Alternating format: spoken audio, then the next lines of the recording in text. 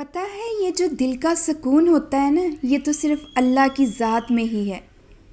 اس سے دل لگاؤ گے تو یہ سکون تمہیں ملے گا، اور اس کے کن میں تو اتنی مٹھاس ہے کہ سلگتے ہوئے دل کو بھی قرار مل جائے۔ وہ جلد ہی کوئی ایسی مدد بھیجے گا، یقین رکھو تمہارے سجدے میں بہائے گئے آنسوؤں کا حق ادا ہو جائے گا۔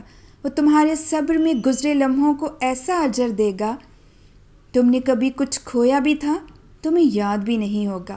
وہ جلدی تمہارے لیے معجزہ کرے گا اور تمہاری ادھوری دعائیں قبول ہو جائیں گی۔ تو پھر پریشان کیوں ہوتے ہو؟ اگر اس نے اب تک دعا قبول نہیں کی ہے تو مجھے ایک بات بتاؤ، اس نے تمہاری دعا رد بھی تو نہیں کی ہے؟ وہ تو انہی کے ہاتھ اپنے سامنے بار بار اٹھواتا ہے جن کو دینے کی وہ ٹھان چکا ہوتا ہے۔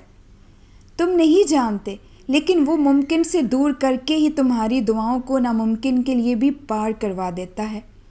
وہ سمیٹ لے گا تمہاری یہ ریزہ ریزہ ذات کو۔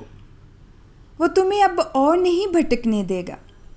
وہ جلد ہی کن کہے گا اور آمین سے پہلے ہی تمہاری دعائیں معجزاتی صورت میں تمہارے سامنے کھڑی ہوں گی۔ بس تم یقین رکھنا، یقین نہ ٹوٹنے پائے۔